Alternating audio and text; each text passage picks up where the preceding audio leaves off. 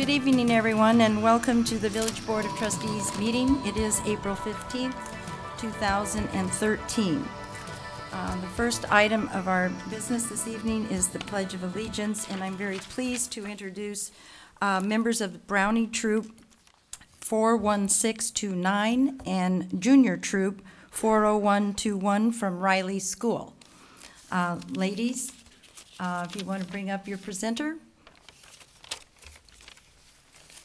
Welcome and thank you in advance. Girl Scouts, attention. Color Guard, advance.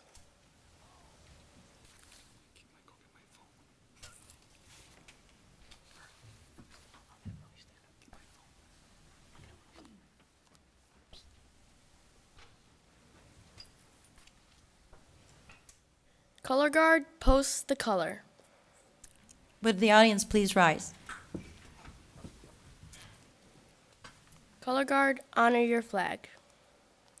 Please join us in saying the Pledge of Allegiance.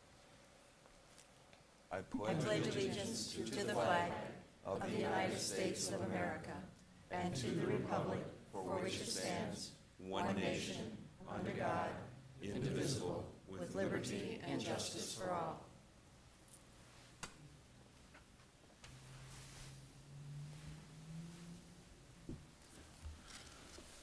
Color Guard, retreat.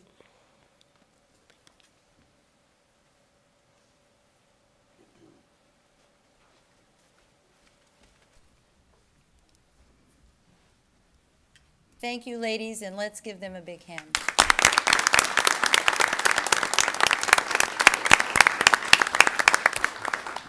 Please be seated. We now call on our clerk. Becky, would you please call the roll? Trustee Blackwood. Here. Trustee Breyer. Here. Trustee Farwell. Here. Trustee Glasgow. Here. Trustee Hayes. Trustee Rosenberg. Here. Trustee Scaletta. Trustee Sidor. Here. President Mulder. Here. We have a quorum, and we move down to item 4. We have 4 sets of minutes for approval. First, we have the minutes of the Committee of the Whole meeting of March 14th, 2013. Are there any comments, corrections, deletions, or additions? Move approval. Second. Motion by Trustee Farwell, seconded by Trustee Rosenberg. Any comments? All those in favor signify by saying aye. Aye. Opposed, say nay. Motion carries. Next, we have the minutes of the Committee of the Whole meeting of March 20th, 2013. Again, comments, corrections, deletions, or additions? Motion approval. Second. Motion by Trustee Blackwood, seconded by Trustee Rosenberg. Any additional comments? All those in favor signify by saying aye. Aye. Opposed, say nay. Motion carries. Next, we have the minutes of April 1st, 2013 as well. Approval of those minutes. Motion and a second, please. So moved. Second. Let's see. Trustee Sidor with a motion, and the second was from Trustee Rosenberg. Any other comments? All those in favor signify by saying aye. Aye. Opposed, say nay. Motion carries. And finally, the approval of minutes of our Board of Trustees meeting of that same evening, April 1st, 2013. So moved. Motion by Trustee Glasgow, Second. second by Trustee Rosenberg. Any other additional comments? All those in favor signify by saying aye. Aye. Opposed, say nay. Motion carries. We now move to item 5, approval of our accounts payable, dated April 15th. And I'd call on Trustee Hayes is not here, but I have to tell you, we got a text message, and I have to talk to you about Trustee President-elect. Hayes has been detained at the airport because of interviews, because he's flying back from the Boston Marathon, and every TV station called this evening asking where they could find him, and I said he's on an airplane. So they all met him at the airport, and he said he is on his way, so we will get him here. So Trustee Farwell. Thank you, Mayor. I would move approval for the warrant register dated for April 15th, 2013 in the amount of $1,644,703.32. Second. Motion by Trustee Farwell, seconded by Trustee Rosenberg. Any questions? Anyone in the audience? Seeing none, roll call. Trustee Farwell. Yes. Trustee Rosenberg. Yes. Trustee Sidor. Yes. Trustee Blackwood. Yes. Trustee Breyer. Yes. Trustee Trustee Glasgow. Yes. President Mulder. Yes. Motion carries. We now move to item 6.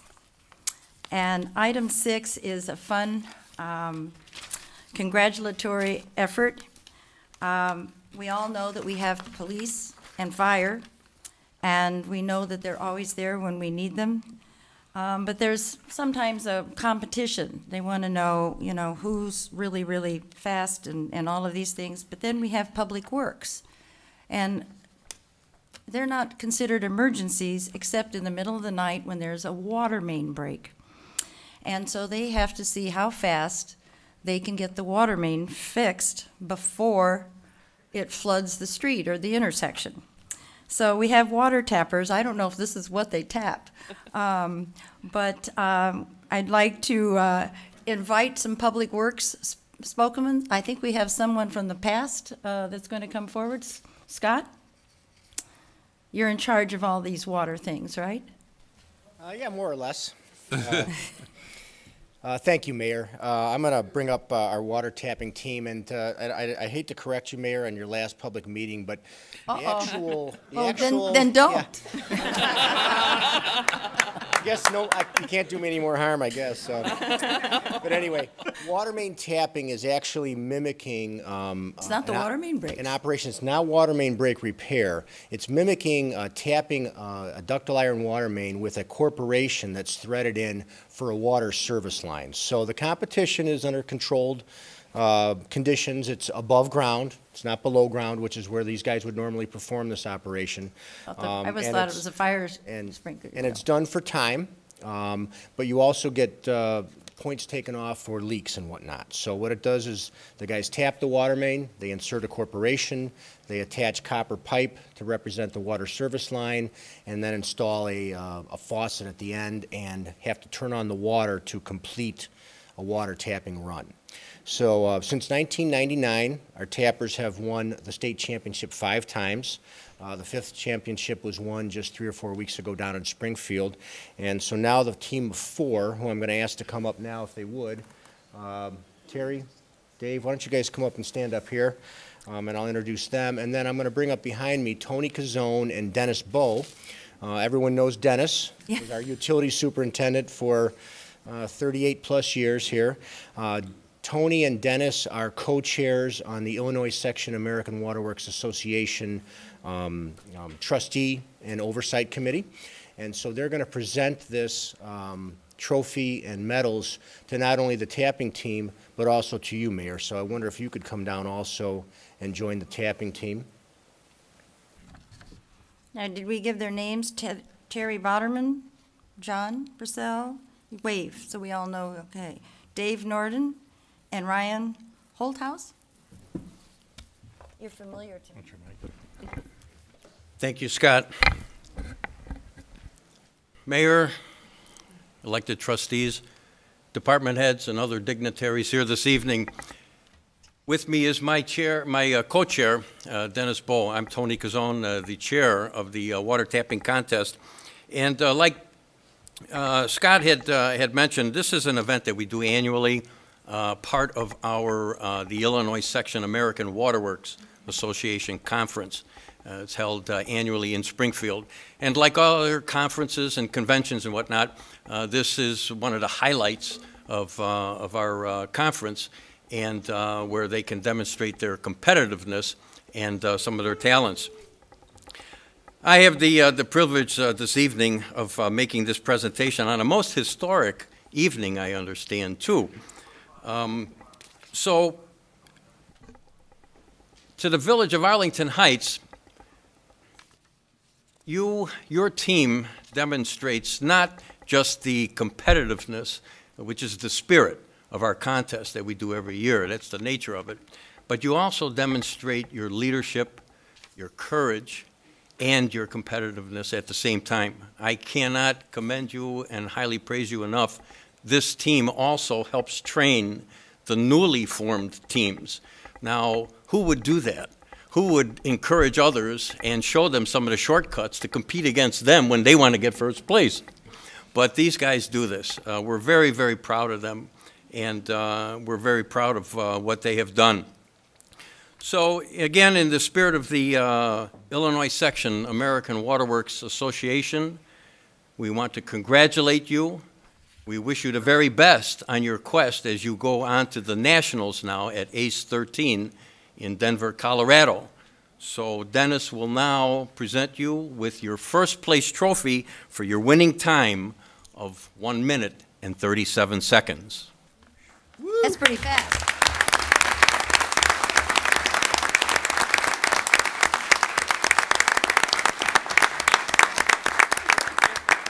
Now, I also need to let everyone else know that please don't expect the Public Works crews to tap water mains and run water services this fast.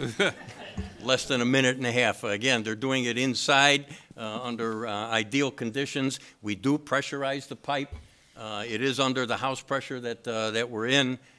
So it is as if they are out in the field. Also at this time, I would like to present to the team the traveling trophy. It's once again at home at the Village of Arlington Heights.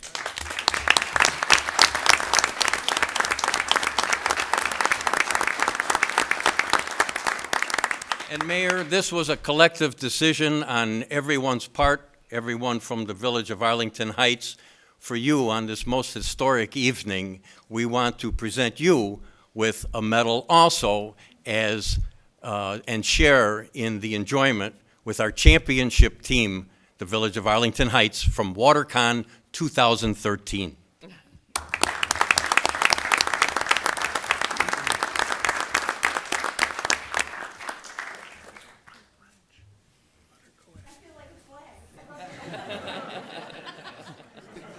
Mike.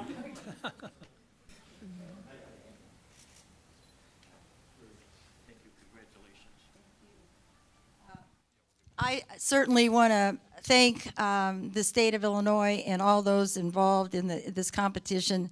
I would keep you all too long if I said everything I feel about Public Works as a whole. Scott, you do a great job, and it's great to see Dennis back. He was always Mr. Waterman here. And Dennis Bowe, how many years did you have with the village? 38 years, 9 months. Geez, too bad you didn't count. Yeah, yeah. I think you're the captain here. What was it like to win this again?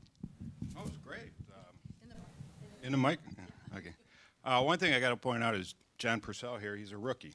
And for a rookie to be on a state-winning team is excellent because it takes a long time to learn this. So John did a fantastic job for us. I'd like to thank Scott for supporting it. Dennis is actually the one that started this whole thing for Arlington Heights. I'd like to thank Dennis, and I'd like to thank Tony for coming out and presenting the awards. Pretty good. Let's all thank these great guys. Thank you very much. Thank you. Thank you, Dennis. Good to see you. Thank you again, Tony. You know, they like these trophies and these plaques. And Scott, you have a place to put them all, right? Do you have to give it back next year? Not the trophy. Oh, the trophies. Wow. It's almost as tall as I am. Well, thank you very much. Let's give him one more hand.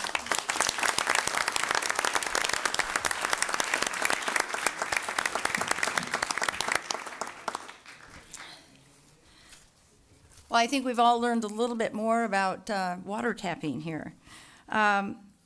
We now come to item B, and I'm not sure at all what's behind this, so I guess I turn this over to Mr. Dixon. I claim no responsibility. Arlene, if I could just introduce that agenda item.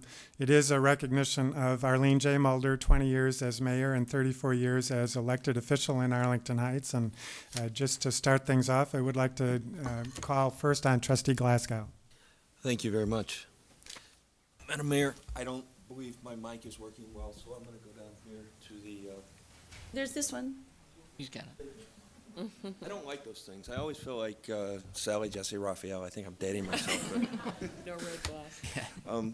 Madam Mayor and members of the board, Madam Mayor, when I sat and talked with each one of the members of our board about you and about the potential for getting you a memento, I got a chance to talk with each one of them and their reflections upon public service and you as a person.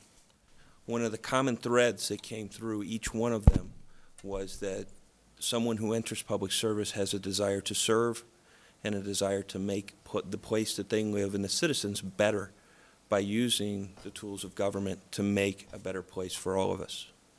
During the course of the time that you've been mayor and in your public service for the past 34 years, you have done exactly that. During 34 years serving as a park board member, a trustee, and 20 years as mayor, you've seen this community change a great deal. You've seen a new village hall. You've seen a new public works building. You've seen the birth of the metropolis, the renovation of the downtown. You have gotten to see buildings and businesses sprout up in the north and the renovations begin in the south. But during the course of your mayorship, it's been less about buildings and businesses and more about people. And that is the true touchstone of you being mayor of this village. During the time that you've been mayor, Arlene J. Mulder, you have gone to scouting activities, Eagle Scout ceremonies, DARE graduations, hospital openings. You've met people and congratulated them on their birth, and in one of the most poignant stories that I heard from a citizen was that you wrote a very, very long letter to them upon the death of their relative, stating that Arlington Heights was a much sadder place for the loss of one of their citizens. This sort of heartfelt caring is what we, as the citizens of Arlington Heights, have come to expect from our mayor. And we, as board members, attempt to emulate in our public service. Public service is a tireless work, and anyone who attempts to enter it knows that you give up family time, you give up friends, you give up time with others in order to take care of your duty to the citizens who you chose to represent. You have done that, and tirelessly. Madam Mayor, during the time that you have been president of this village and mayor of our town, you have worked on a regional, state, and federal level to represent our village. You have represented us regionally, and we no longer have planes flying over us where we can enjoy our backyards. It's going to get better, too. We can enjoy our barbecues and our parks that you have been so gracious to help provide. Additionally, you have made sure that the trains run on time and that we've got access to the city in a very expeditious fashion. You have worked with state lawmakers. I can't tell you how many governors and senators and representatives. I was in Springfield last week and I talked to them. Oh, you're from Arlington Heights. You must know Arlene Mulder. You have worked very tirelessly to make sure that those people end up passing positive legislation that affect the people here in Arlington Heights for the better. You've worked on a national level with the United States Conference of Mayors and even going to the White House to help be our biggest cheerleader and best fan. And you've done this all on your own time, from your own devotion. Talking with Mr. Dixon during the course of the time that we were trying to figure out what to get you, one of the terms that he used was indefatigable. And anyone who has gone and watched you and seen you at that 8 a.m. meeting and seen you go through the entire day and travel throughout not only the region, the state, and the country and return here and do a meeting, but then to pass by this village hall late at night and see the light on in your window, knowing that you're answering emails and you're doing government business late at night, burning the midnight oil, knows that you truly care about this village. Madam Mayor, you have touched a generation of people. You've touched a generation of people from the time that you entered public service until now. And we have two people here today that took their own time and their own effort at the board's behest And through our own personal funds, we funded the material, but they put together the artwork for you and made this from their own hands. You've got a new resident, and you've got one who's been here for a while. The first person I'd like you to introduce you to is Maida McKinney. Maida, would you please step up? Charles? Maida decided to make sure that you finally got some rest. And when you did, she made sure that she hand-embroidered this pillow with the seal of Arlington Heights. Wow. And you can finally get some rest, but still have Arlington Heights on your mind, Madam Mayor. Can't get it dirty, though. It took her a long time to do this, but she did it all by hand. That was specific, that there was, this is her profession, this is what she does, and she does a very good job at it. But I'd like you to go ahead and present that to the mayor if you could.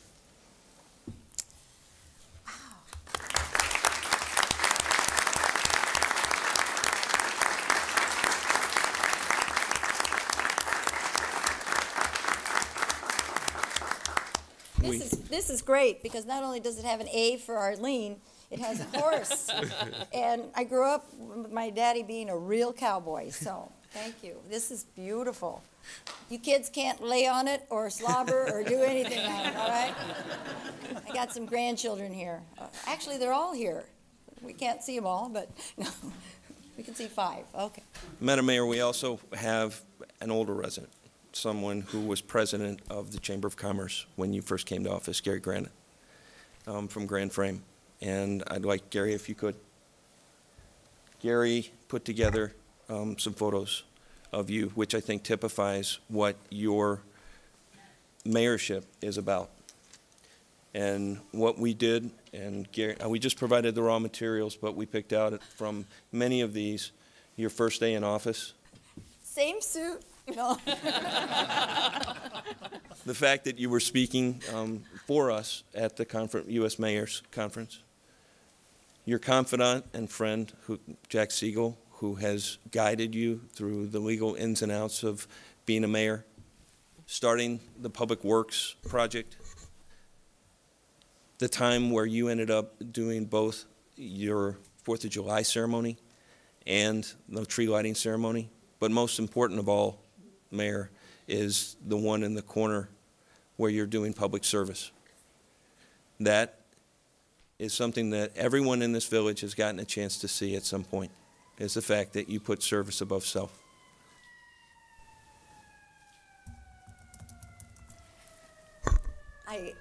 Wow, that's a lifetime in a future thing. Gary, thank you. I think Grand Frame must have helped you with that.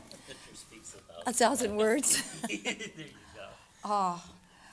I don't know, but I'm taking this home, but I'm here for another couple of weeks, so I'll leave it here so people can enjoy it. It's beautifully framed, and groundbreakings, parades, this wonderful building we're in.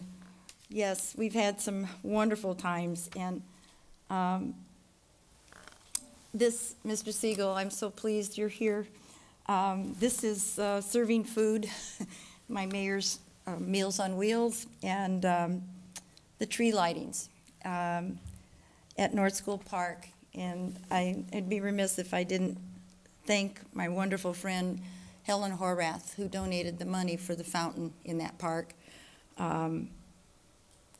I believe in public service, and I think when you're elected by the public, that's what you should do. So that's why I saw anyone who ever asked me to come, and it fit in the schedule, we did it. So I don't know if you have more to say. Madam Mayor, I want to thank you on behalf of the board. You've been our matriarch for 20 years. You have done a wonderful job in leading this community, and this community is better off now than when you first stepped into office. You may be stepping down, but you'll always be our mayor. Thank you, Tom.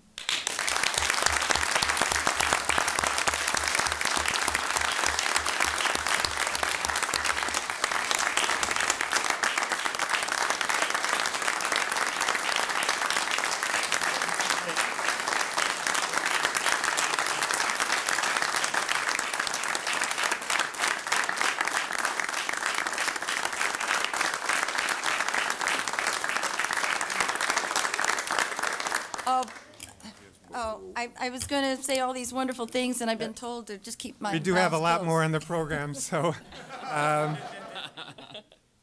that table down there? This is beautiful. I don't want to. That was, Arlene, the first presentation this evening, and I appreciate Trustee Glasgow's comments. That was the serious presentation, or one of the serious presentations. I just wanted to take a minute in the agenda at this point to reflect back on our 22 years together. Since May of 1991, we've served together, first as trustees for a couple of years, and then you were elected mayor in 1993. But I was thinking what would be an appropriate memento of our 22 years together. And I thought back at all of the board meetings that we've participated in together, and I really calculated it out. They told me there would be no math, but I did get my calculator out. And 22 years, 2 village board meetings per month, 12 months in a year, that calculates to 528 board meetings. If you just average 10 votes per board meeting, that's 5,280 votes in formal board meetings itself. And if you add the committee of the whole meetings and other meetings, it's probably over 10,000 votes that we've taken together over those 22 years. And as Trustee Glasgow indicated, there were many, many important votes for the village of Arlington Heights over those years. But I think the most memorable vote that we took really occurred in our first month as trustees in May of 1991. Really momentous occasion in the village of Arlington Heights. And that dealt with a restaurant down on Algonquin Road. It was technically a restaurant. Others would classify it as a nightclub. But just in honor of our many votes on that particular restaurant, this happened to be named the Big Kahuna. I thought that I would give you something to remember that very important vote in the course of our 22 years together. Something as you're driving around the village of Arlington Heights in your retirement, you can always remember that very important vote. And that's Leilani, the dancing hula dashboard doll. And put that on your dashboard, Arlene, and remember our 22 years together. I'll never forget that petition. Right. Next, I would like to ask if there are any members of the audience who would like to say a few words in recognition of Mayor Mulder. I do have Tom Schwingbeck first.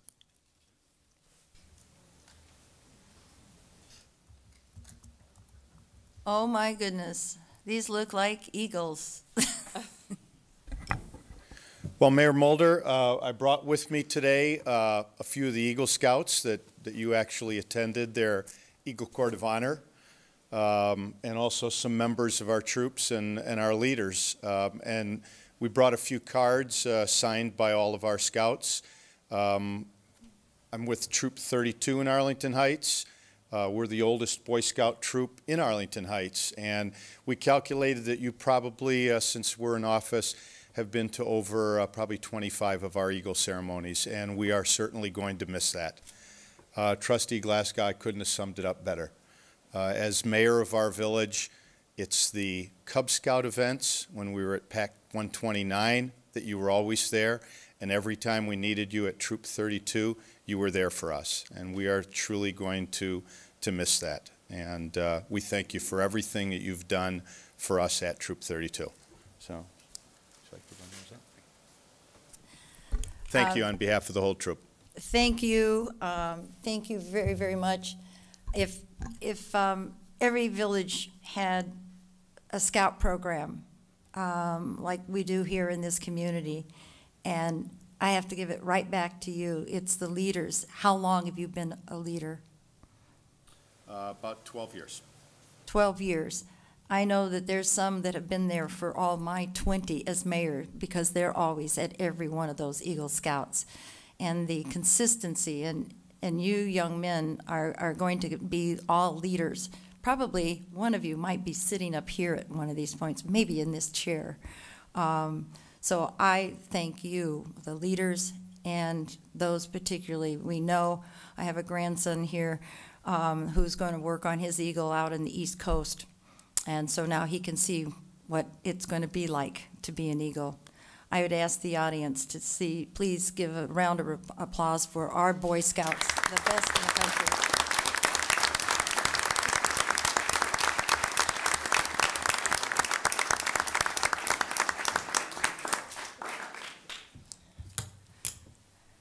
We started with the Girl Scouts, and as they return, I neglected to read their names, so that at least if they can watch it, that I read their names. It's Lexi and Lauren Bernstein, Emma and Stephanie Pazika, Emily Mixta and Kim Fernandez, Brooke Wilkinson, Gabby Guardo, Harmony Souza, Kayla Baba, and they were all terrific, and they represented Troop 40121. They had some brownies with them. They were from 41629. So they all represented Riley School, and I didn't have this in my sight at the moment, so thank you. They're all gone? No, they're still in the back. See, good. Thank you, ladies, so very, very much. Okay, Trustee Hayes. Next, I'd like to call on Seth Goldberg.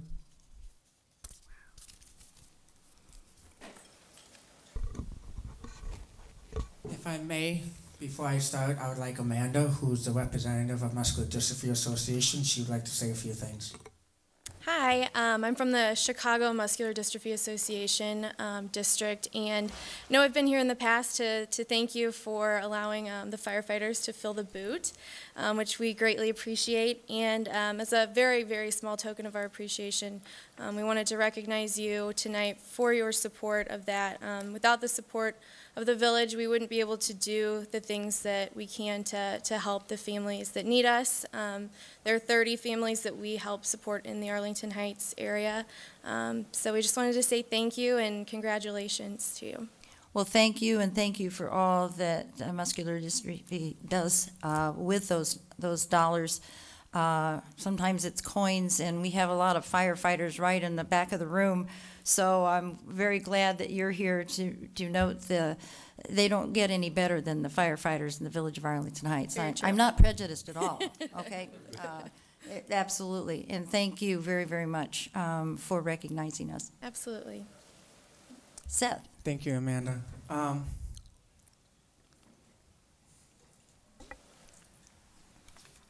don't think I could have said it any better than you, Trustee Glasgow, for your comments, and I really do appreciate everything that you said. Mayor Mulder,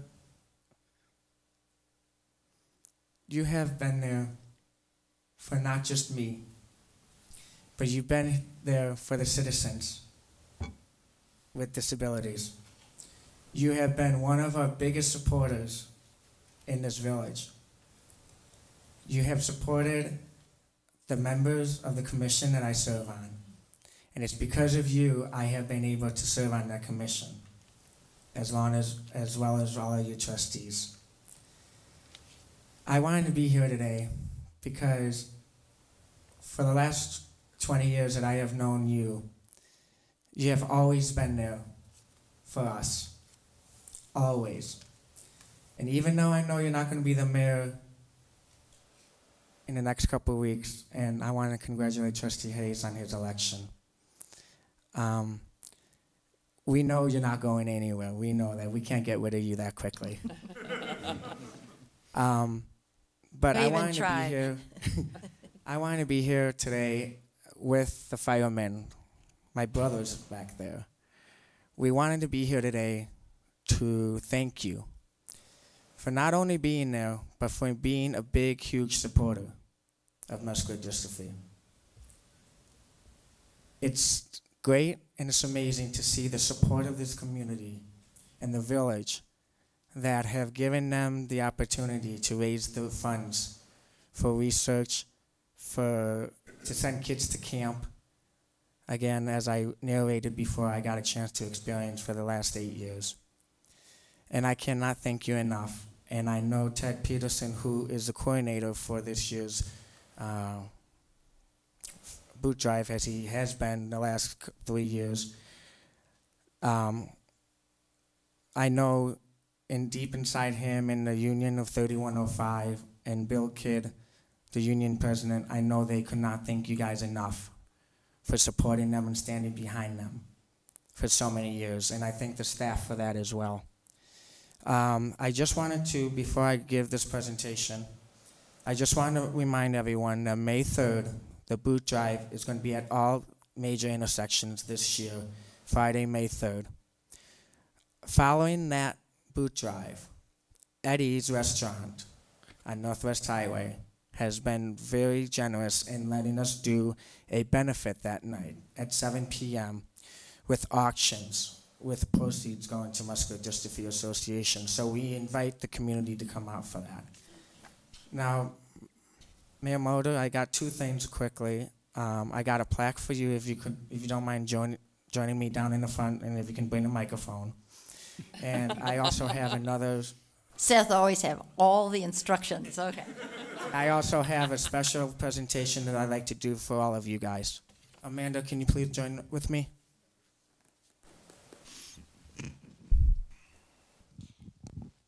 You didn't talk about the basketball game. Yeah. Oh, okay. This plaque states, the Muscular Dystrophy Association gratefully acknowledges Mayor Mulder, Arlene Mulder and the Board of Trustees of Arlington Heights for your continuous and generous support for 2013. We can't thank you enough for everything that you've done for us. We really do appreciate it. What's the date of the next collection? Friday, May 3rd. Are you guys going to all be on the corners or the intersections? All right. Okay, make sure the camera gets those guys up there.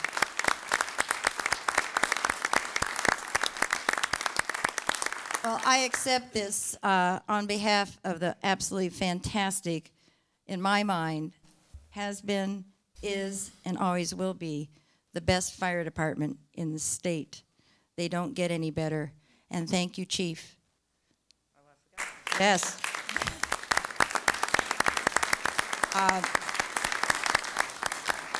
The men and women of our fire department are second to none, and what they do for this program is really, I think, says it all. Not only do they want to be on call when we need them, but they're on call to help people who have challenges. And some of them, like Seth, overcomes them. He is so shy and quiet. And he always has very little to say, but he represents the citizens with disability, and that goes to Pam Stocking, who was on our staff in the health department, who started that commission and said, you know, we need to make certain that our community is welcoming and helpful to people who have challenges, and I think we're very proud of that. So thank you, Seth, for what you do, and continue to carry on the message from our people. Thank you very much.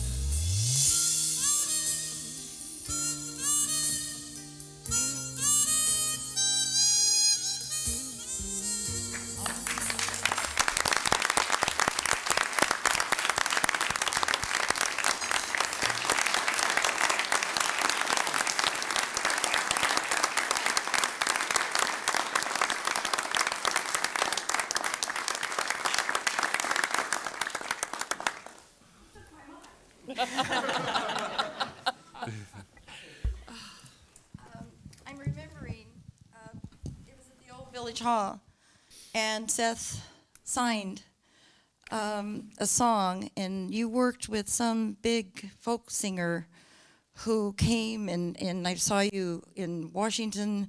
You've been everywhere with this gentleman. What was his name? His name was Peter Yarrow from Peter, Paul, and Mary.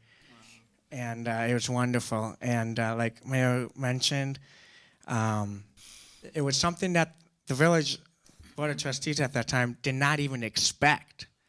I think it was my first meeting that I was at. And you were just a kid then. And I was just a kid, and 30 years later. And so I really appreciate everything. Mayor, if I might, Seth has done a lot of things we didn't expect. Thank you, Seth, for not what you've said tonight, but all that you've done. You've inspired, and you are a member of our commission. And because you're one of our younger members, we expect you to make sure that Arlington Heights never, ever leaves behind anyone that might have some kind of disability. We are an inclusive community, and make sure you keep it that way. Trustee Hayes and Mayor-elect Hayes will do so too. Thank you so much.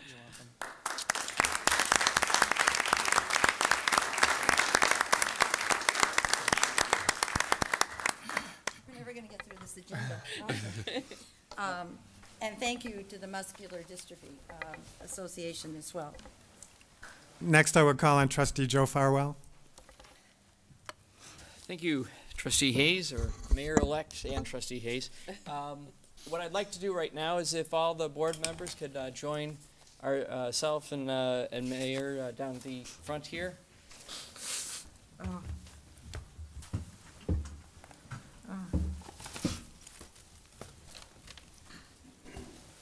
The dancing doll. We'll leave the dancing doll on.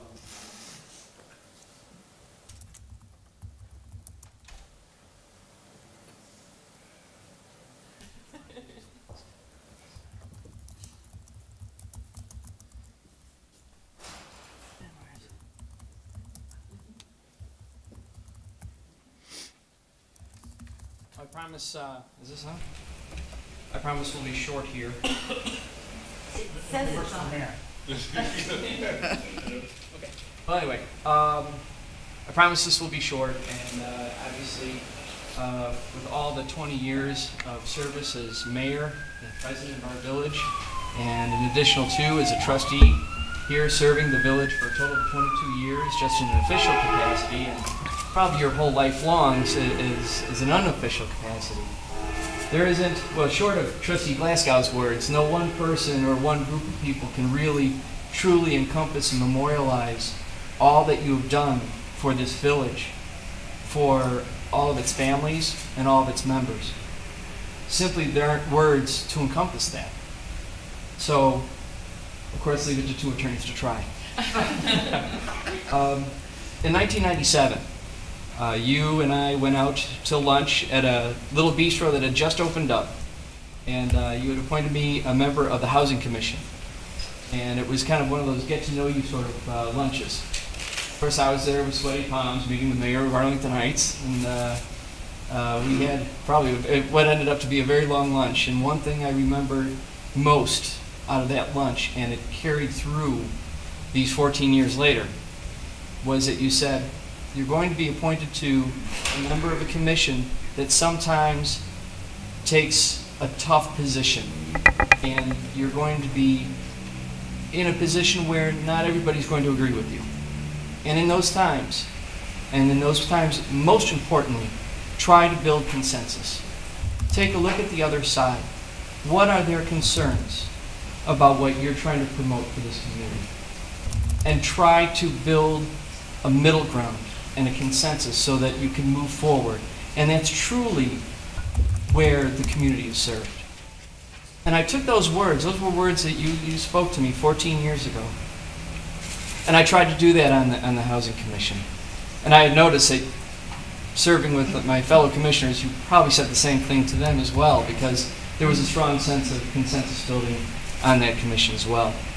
2 years later, when I was elected as an official here as a trustee, I sat upon one of 9. And I thought to myself, this is an incredibly special board. They really seem to work together. And even though you might vote differently, there seems to be this, consensus. And it wasn't too long before I realized where that came from.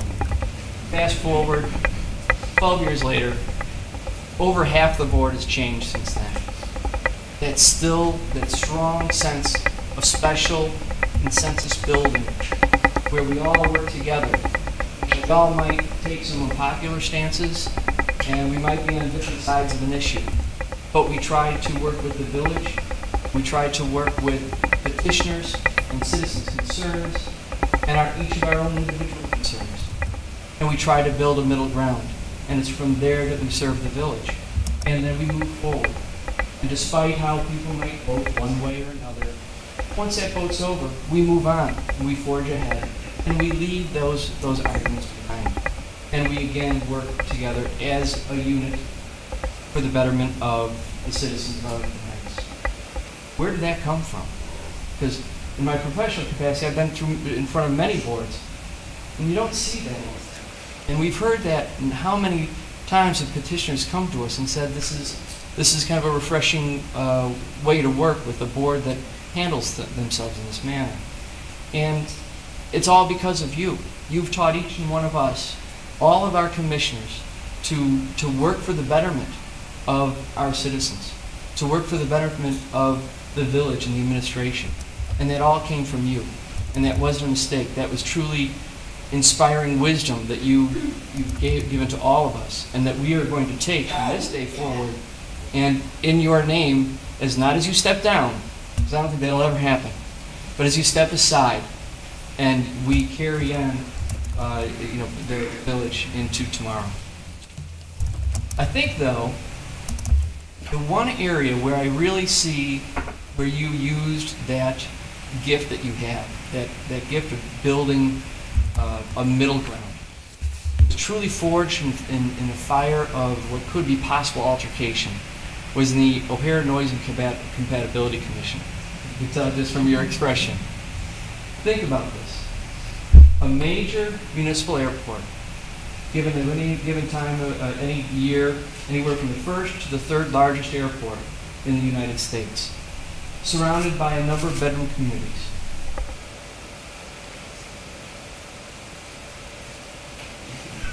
Ramble on? Is that what's it? Surrounded by a number of bedroom communities, all being impacted by large noise, coming from the increasing traffic. Coming into an airport that was in dire need of redevelopment.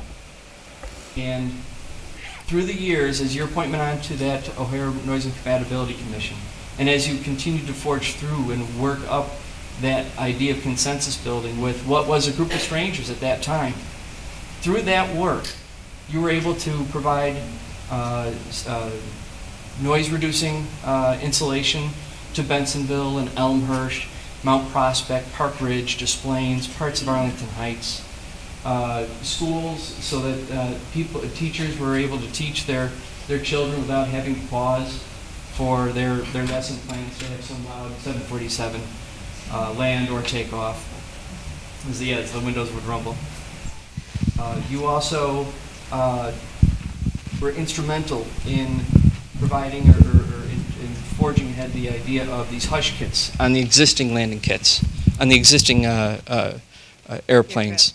So not only did your consensus building positively impact not only our community, and not only the communities around us, Bensonville, Elmhurst, Mount Prospect, Des Plaines, Elk Grove Village, Schaumburg, Park Ridge, but those planes land throughout the whole nation. Those planes go all over the world. So you've affected in a positive way in your work on the O'Hare Noise Compatibility Commission, and through that strong sense of consensus building, even in the face of altercation, you have affected literally millions of lives, people that you haven't even met. and you will for a number of years to come. You were also instrumental in changing the dimension of O'Hare so that the runways, exactly. So that way, and you were working with the city of Chicago, which as a suburban Republican mayor is sometimes very difficult to do. This is true. Very difficult to do in working with Chicago, but you did it successfully. So it is very apropos that in memorializing all the years of service and in thinking about how you have affected the millions of lives just through transportation alone, that a plaque be hung in the metro station here in downtown Arlington Heights, which you were also instrumental in redeveloping. And it will be hung, the next couple weeks, and it reads the following. Here's a mock-up of it. This Village of Arlington Heights plaque honors Mayor Arlene J. Mulder for her 22 years of dedicated service to the village and for her participation and leadership in transportation-related matters. She was instrumental in significant redevelopment efforts that led to a revitalized downtown and a new downtown train station. She was also active in regional transportation matters, serving as the original chairperson of the O'Hare Noise Compatibility Commission, a board member of METRA, a chairperson of the Northwest Council of Mayors Technical Committee. Arlene J. Mulder served as Arlington Heights trustee from 1991 to 1993 and village president from 1993 to 2013. So congratulations. Congratulations. Have a round of applause. Or will we? What a better time, although in the next 2 weeks there are going to be a number of there's going to be an open house and a number of ceremonies and meetings that you'll be appearing with people, offer their tokens of appreciation and kind words. So I thought at this point, if each one of us could just take our time and say thank you. So thank you very much. Thank you for everything you did. Sure. Do I just say thank you? Oh, you're going to talk too? Well, I don't know. You weren't expecting this. I'll just say thank you for 20 years of service, and it's been good knowing you, and a pleasure serving with you, and I'm sure our paths will cross again. Thank you, Norm, so very much. Thank you. Do we go back and forth? Arlene, you have been more than a colleague and a mentor. You have been one of the best friends anyone could ever have. I've known you, gosh, since the 80s. And it was the park board, and it was when you were a teacher, and we shared so many mutual friends, and we so enjoyed each other. I look out into the audience and I see your beautiful family, soon to be expanded a little bit.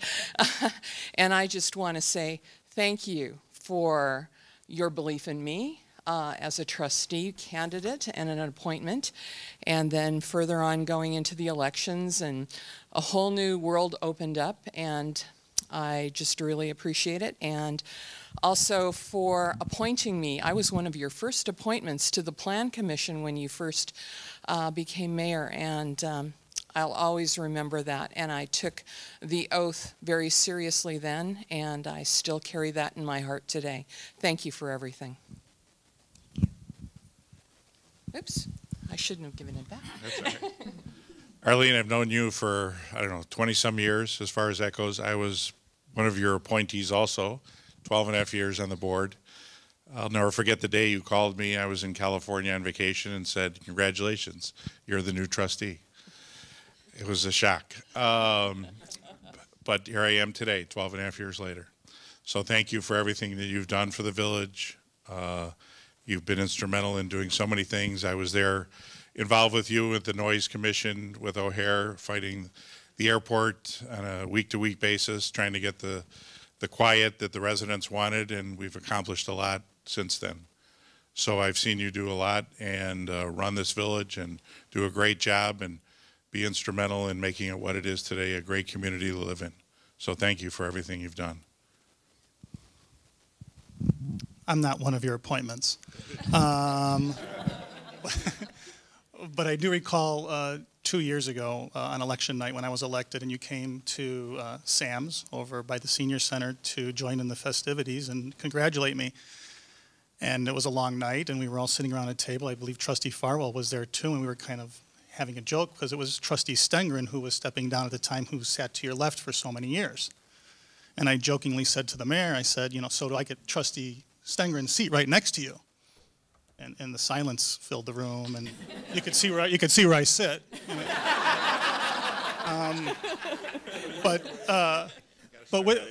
But just let me know, you know, whose seat I did take. Mayor-elect Hayes, just saying. We'll talk about that in a couple years.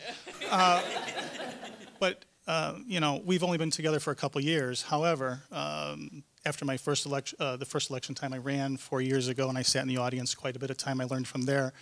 But that's a great seat over there because you can see everybody down the row.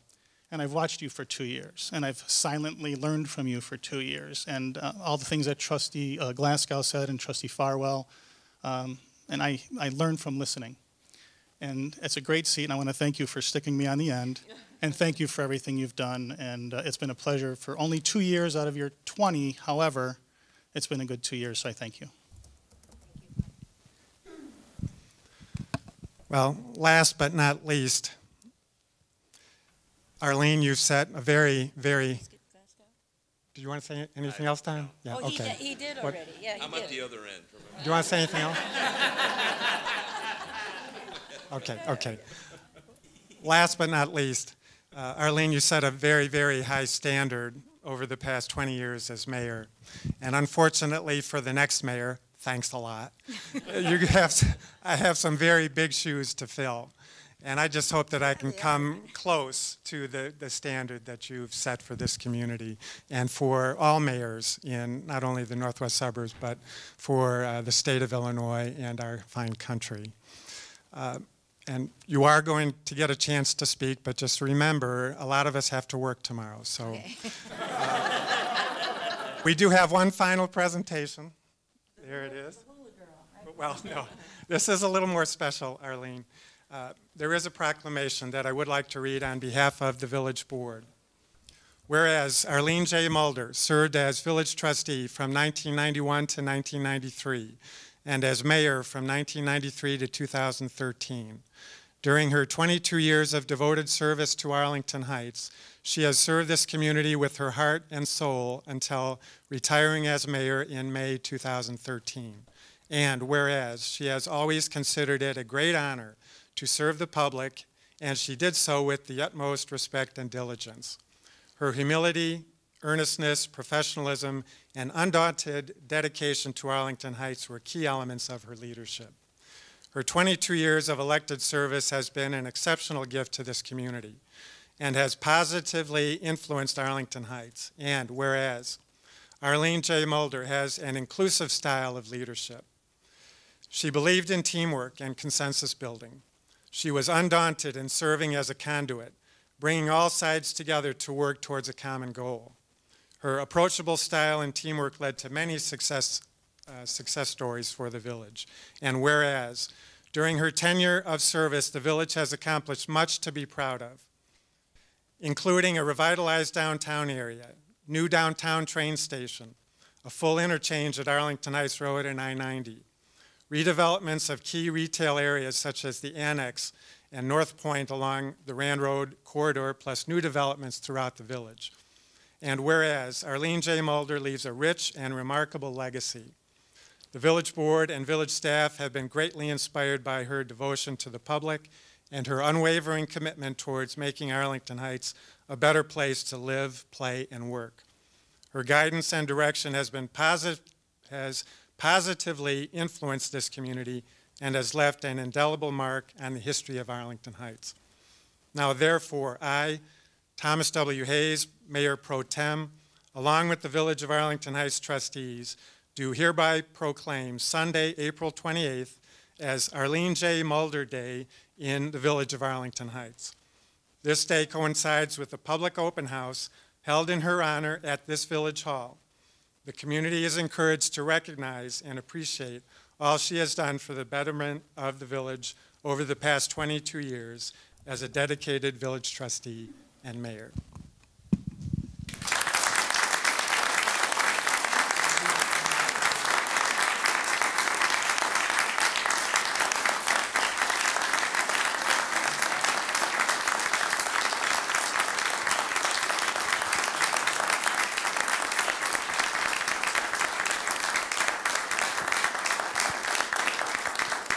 finally, Arlene, before you get a chance to speak and introduce your family who've joined us this evening, a small token of our appreciation from the Village Board.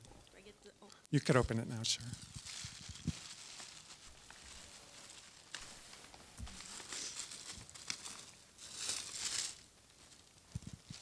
Did you wrap it, Tom? Not me, No. not me. It wouldn't look that good to be. I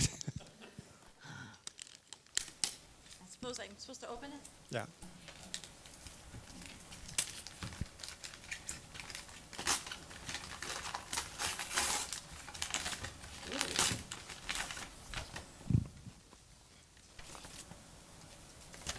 You're all guessing. My family's guessing.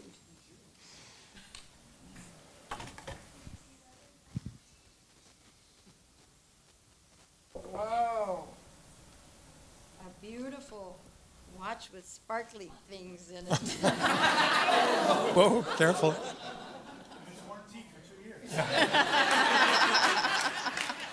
It has its own pillow. Oh, thank you. Thank you. Now. Now, still have to be quiet.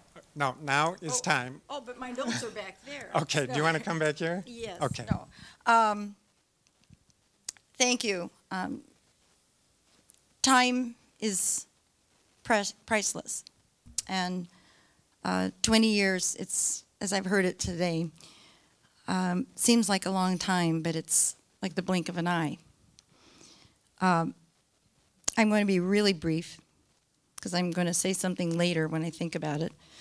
I just hope you as elected officials, you, Tom, as the leader, will always keep what I kept in mind.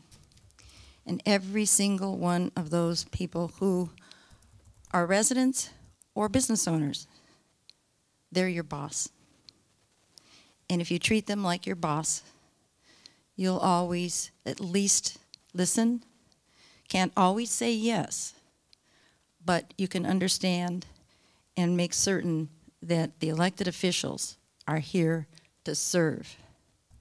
Serve and to make everyone as much a part of what we try to do in government. And that's where some people go wrong. They think it's about them. It's not. And I can very honestly say, these 8 people, Scaletta included, just imagine him standing here, are that dedicated. And I think it's my wonderful husband, Al, who told me, you can always trust the voters of the Village of Arlington Heights because they're smart. They know who to put in these offices, but they're trusting that you'll remember why you earned their respect and their vote to begin with. And as long as we do that, we're going to have a great community. And I'd be remiss that the people who really make it that way, we make the decisions. But it's Bill Dixon and his staff that make certain that they all take place. And without that quality staff and the mutual respect between the staff and the elected officials and vice versa, that's how we work. It is a team, Tom. You picked the right word. And maybe I'm just been coaching and I lost my basketball team, so I got a board of trustees and a village. And I do kind of feel like the mother of the village, but I'm still too young. So I'll take this opportunity. Honey, stand up. He's been on hold for 34 years. Al Mulder. Thank you, Al Mulder.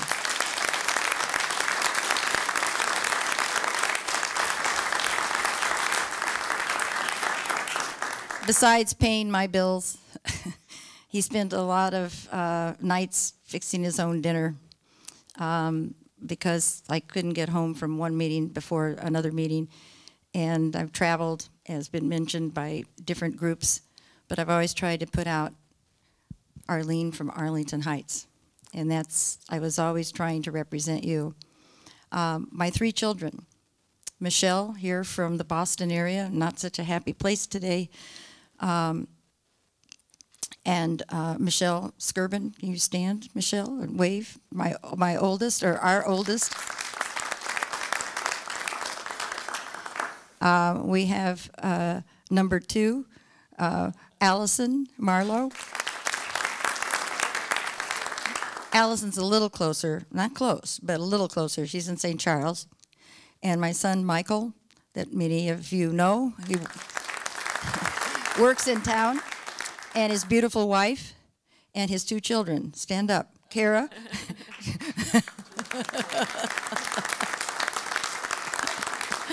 We hope to welcome them within the next few weeks.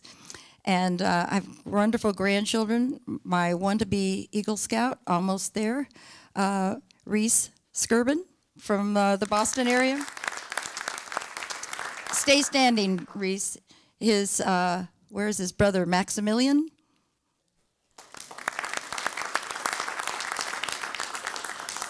And national time record holder, slalom skier, Sophie Skirbin.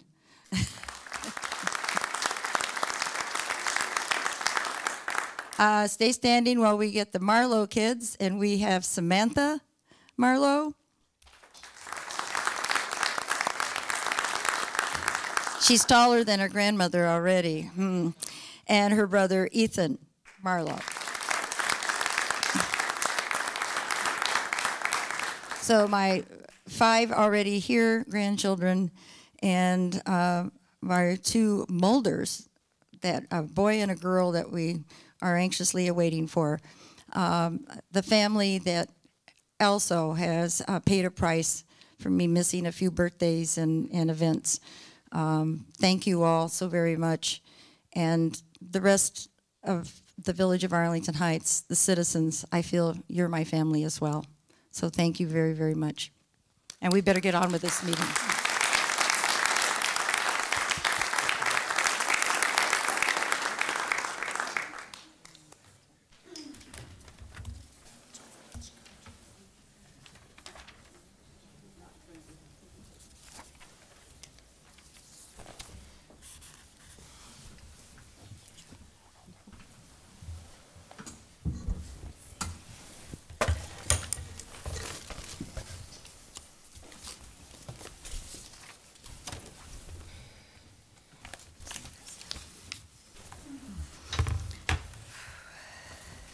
That was a long B.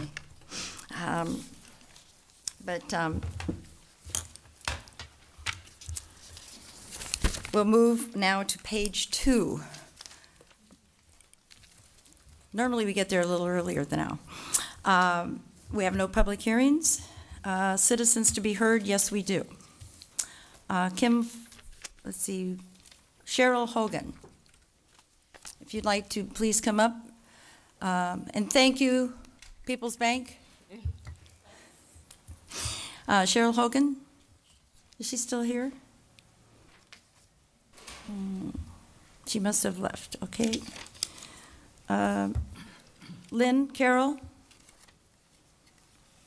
if you could come up, we ask that you keep your comments to 3 minutes or less, and give your name and address, please. First, I'd like to congratulate you, Mayor Mulder, and thank you for your service. Really appreciate it. Thank you. My name is Lynn Carroll. I live at 1316 North Douglas Avenue. I've been a resident of Arlington Heights since 1995. When we moved in, we were excited to be living between Olive Elementary and Thomas Middle School, with parks, playgrounds, and a community church in the neighborhood.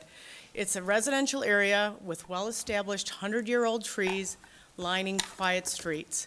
Many families decide to move to Arlington Heights as they are searching for a neighborhood just like this. It's a great place to raise kids.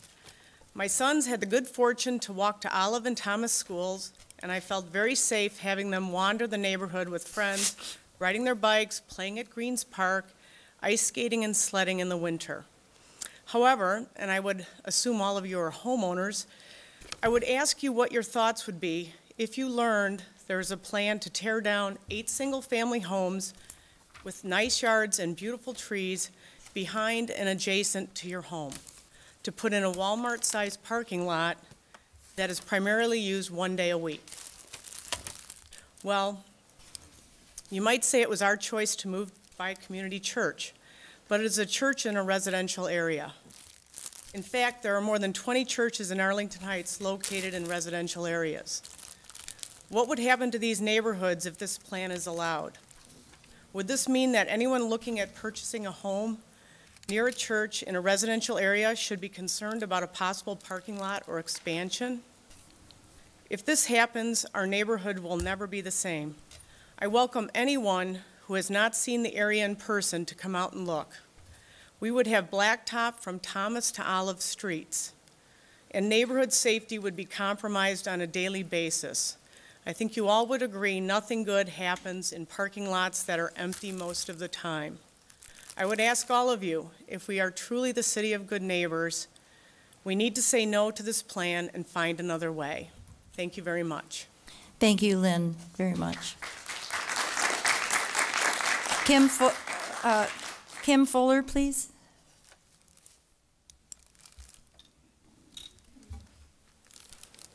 Welcome, Kim. Thank you. My name is Kim Fuller. I live at 1431 North Douglas Avenue in Arlington Heights. I live in the Hickory Meadows neighborhood. The Orchard's proposed parking lot affects me, it affects my home, and it affects my children. It affects all of us who live in Hickory Meadows. As my neighbor told you 2 weeks ago, we are a very large group of homeowners, and we are absolutely united in opposition to this parking lot. If you walked up and down the residential streets surrounding the Orchard and knocked on doors, you would find that every homeowner opposes this parking lot project. House after house after house, we do not want these 8 homes torn down and replaced with asphalt. Personally, I can't believe we're back here. 7 years ago, the Hickory Meadows Community Group was formed to protect our neighborhood and our children. The leadership at the Orchard knows how we feel, and I am disappointed that they would move forward with a project like this without care or consideration to how it would affect us, their neighbors. We have heard on more than one occasion that we moved into a neighborhood next to a church, basically telling us, what did you expect? Well, yes, we did move into a neighborhood close to a church, but when we moved in, the Orchard wasn't a megachurch. It was a community church adjacent to 2 schools and 3 parks, and that is what we expect. We expect a community church within a quiet residential neighborhood and to remain a church that serves its community, not the entire tri-state area. Imagine yourself living on the north side of Chicago next to a mom and pop grocery store. Suddenly Walmart moves in next door, and you're expected to accept that because Walmart sells groceries, you're expected to accept it because Walmart sells groceries, excuse me. What did you expect? You moved into next to a grocery store. We understand that a homeowner has certain rights to do with their house what they choose, but we are not talking about homeowners here. The Orchard is not a homeowner. They are an institution that just happens to own homes. Perfectly good homes in a very desirable neighborhood. These are not abandoned homes in a blighted area. The Orchard shouldn't be surprised that we in Hickory Meadows want homes instead of pavement. They built their church in a neighborhood. What did they expect? Thank you. Thank you.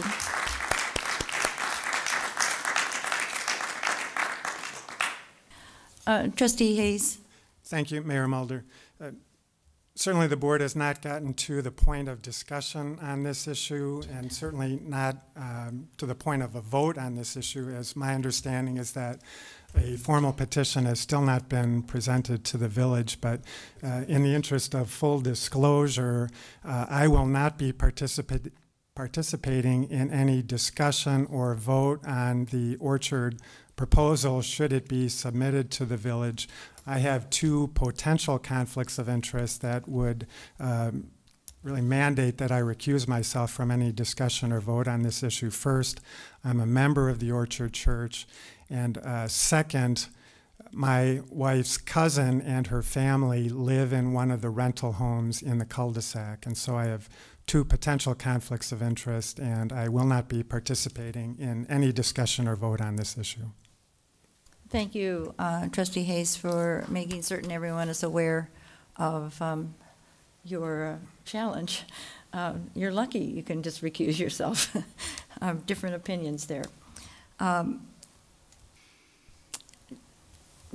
Next speaker to citizens to be heard is Bill Kinnick. Name and address. You know this, Bill. I'm Bill Ganek, and I live at 2215 East Grove, and I need my glasses for my notes here. First of all, I'd like to thank Arlene Mulder for 20 years of dedicated service to the village. There's a few issues that I disagreed with her, but I think she's a classy lady, and that I think she put her heart and soul into the village, and I think you're one of the best dressed mayors that I've seen. And does your husband know how much money you spend on clothes? He does? Shh, don't tell. Okay. Secondly, I would like to congratulate Trustee Hayes as our new mayor, and the other trustees that won the election. We have some difficult times coming up, and I'm sure everybody will count every penny twice. What I want to talk about is I think we can free up a few spaces in the downtown area for parking.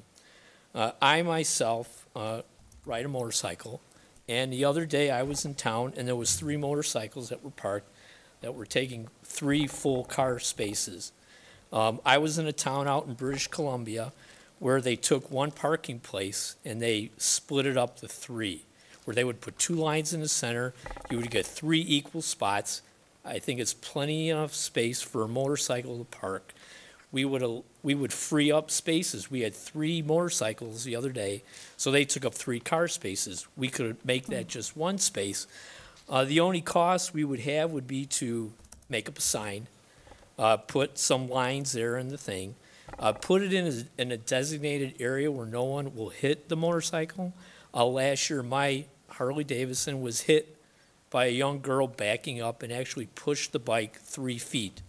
I didn't have a scratch on it, but she was on a cell phone, and my bike moved 3 feet. So we would eliminate this and have it from May 1st to August 1st. It's a win-win for cars and motorcycles, and a lot of people are afraid to park near motorcycles because, well, I don't know anybody, but they might come out with a baseball bat or something, or leather and have long hair or something like that, which I don't have. But anyways, I thought maybe we could gain a little space and maybe put it on the west side of Chase Bank.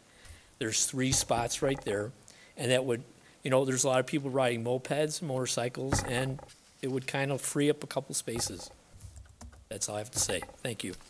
Thank you, Bill, and Yep. thank you for your nice comments, and thank you for caring about our village. I think you've brought different subjects to our attention, and it's greatly appreciated.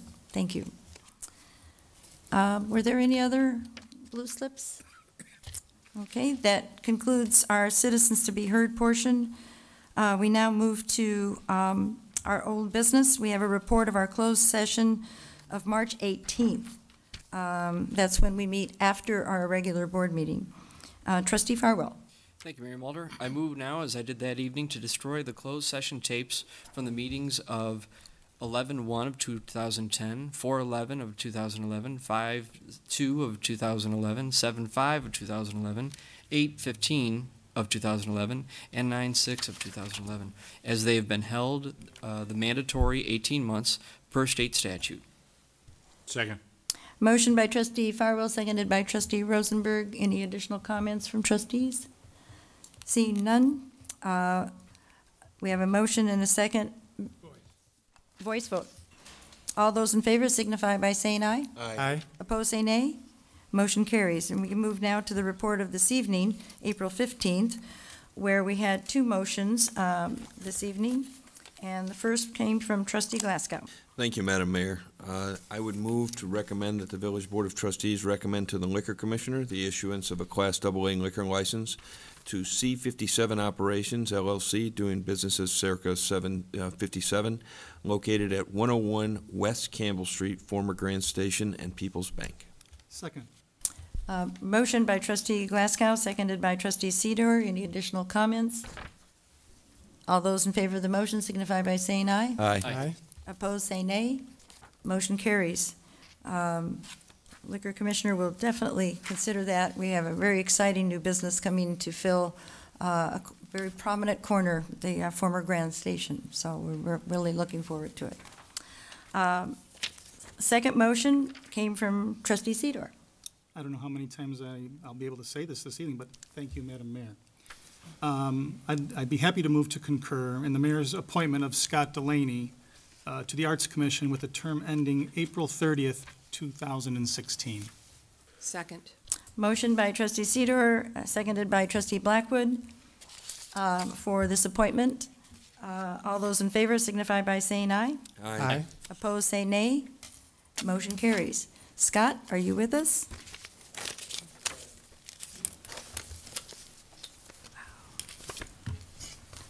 Mr. Dixon, here we go.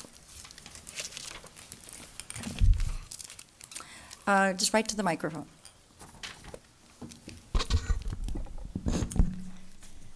Scott, if you'd please raise your right hand, say aye and clearly state your name. I, Robert Scott Delaney, Repeat the following phrases, please.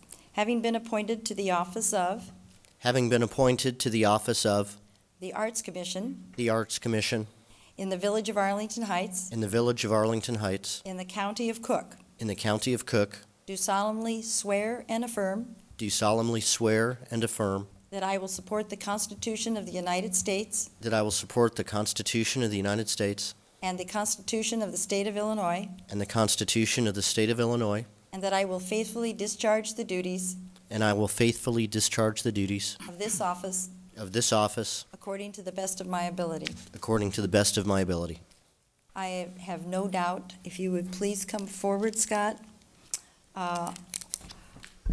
You have now been administered the oath of office, and we have lots of witnesses. It's my pleasure to present with you a village logo pin. You are now an extension of the village board, and we thank you in advance for, as a citizen, stepping forward to be on one of the commissions. As you heard tonight, many of these gentlemen and ladies started on commissions, and we're very pleased to welcome you, and it's only official when you sign this very piece of paper in front of our clerk. Let me be the first to congratulate you. Thank you, Scott. Welcome aboard.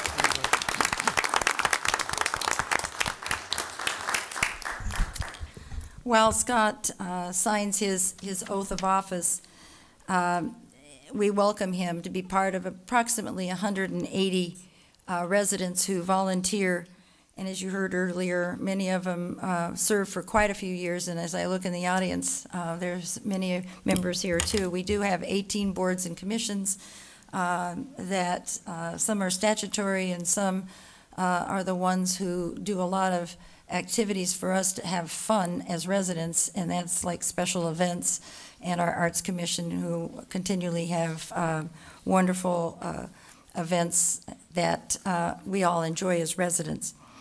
That concludes our report from our Committee of the Whole this evening, and we're very, very pleased to welcome Scott aboard. We now move to our consent agenda. Are there any trustees who wish to vote no or pass on a consent agenda item? Trustee Sidor. I'm sorry, I wanted to remove an item, I'm sorry. I haven't gotten to that. Sorry. Shannon. But you're up now. Anybody wish to remove a consent agenda item? See, I'm still learning. You got to stay mayor for another couple weeks. Yes, I'd like to move to remove item 10M from the consent agenda, Mayor. 10M is in? Michael. J. Sidor. M is in Michael. Okay, we will remove item M. And Arlene also. Trustee Hayes? And I don't mean to prolong this meeting, but I would also like to remove item 10L. 10 L. Regarding storm sewer improvements. Okay.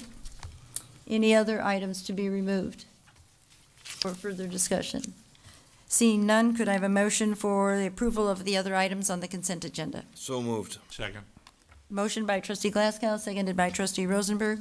Roll call. Trustee Glasgow? Yes. Trustee Rosenberg? Yes. Trustee Blackwood? Yes. Trustee Breyer? Yes. Trustee Farwell? Yes. Trustee Hayes? Yes. Trustee Sidor? Yes. President Mulder? Yes. Mr. Siegel, approval of bids, would those L and M come up at this point, or correct, this point in the agenda? Mr. Dixon, any comments from staff to begin with on the number L? Let's start with L, the neighborhood storm sewer improvements. Oh, Bill, before you begin, Arlene, if I could. Okay. The reason I removed it was because I would prefer that this be publicized to our residents so that they know that we are on top of the flooding problems, which are so much a part of the discussion over the past couple of months before the election. I really do think it's important for us to publicize our success stories and the things that we are doing to address the flooding concerns. And so I just didn't want this to be hiding on the consent agenda. And so I very briefly, if the staff could just address what we are doing. Yes, thank you. We recently received a $200,000 grant from the Illinois Department of Commerce and Economic Opportunity to address neighborhood flooding issues. This grant application was completed some time ago, and we're delighted that we've received these funds. This project will construct public sewer improvements to enable residents to connect private drainage improvements that would otherwise have been cost prohibitive. In every case, the improvement by the homeowner will help alleviate a flooding issue that adversely affects their own structure or multiple adjacent properties or the public right-of-way.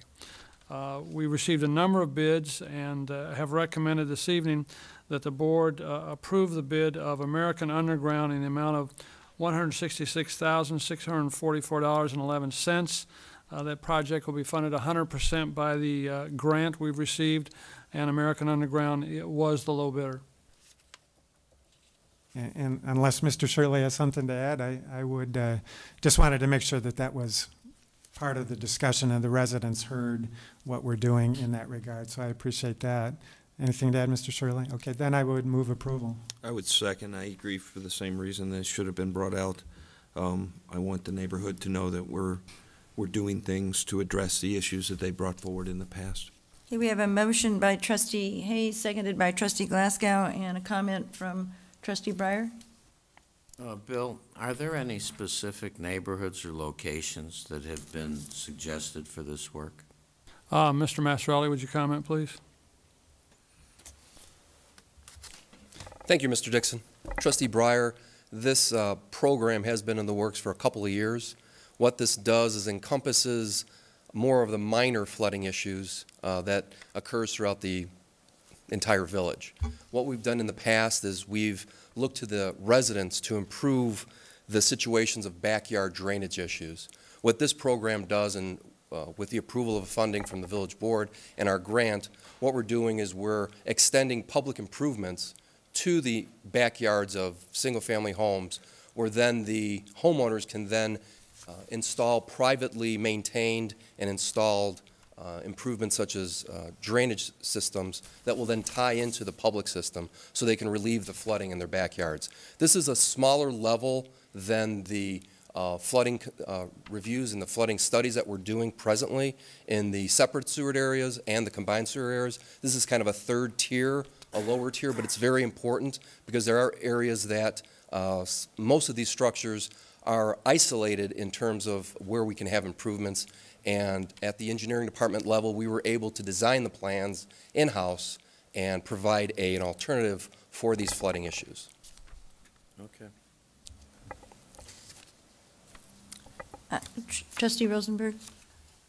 Jim, will this be something where we'll actually be going into backyards and trenching areas and things like that to do these improvements? The proposed plan right now is all the improvements are being done in the public right-of-way. We have, in certain cases, asked for utility easements so that we could go in between yards, but this particular plan all of the improvements are in the public right-of-way. We're working on a phase 2, let's say, that we do have a couple of areas that we're looking at that would improve the situation by getting easements from the property owner so that we could take the public sewer into the backyards. But this present program does not. It's all within the public right-of-way. So would that be mainly parkway areas, you would think, or actually in the street area? Mainly in the parkway. There are a couple that do have some street installation where we have to do some patching, but most of them are within the grassy parkway area. And then as a result of this, will we have some kind of informational pamphlet or something to inform the homeowner then that what we have done and what their next step is to try to utilize these improvements to help them? Actually, all of these areas that we're improving, we've been working with those residents for about about a year and a half to 2 years in terms of the program. So they're very well aware of what's going on, and we've informed them. And actually, the next step, if the village board approves this project, is we'll be sending out notices to them tomorrow, letting them know the project has been approved and that construction should start within the next 4 to 6 weeks. And what do you envision the length of this time frame to do all this? This project probably shouldn't take more than 4 to 6 weeks. Once the approval is obtained tonight, then we'll have a pre-construction meeting with the contractor and get that firm schedule from them. Okay. Thank you.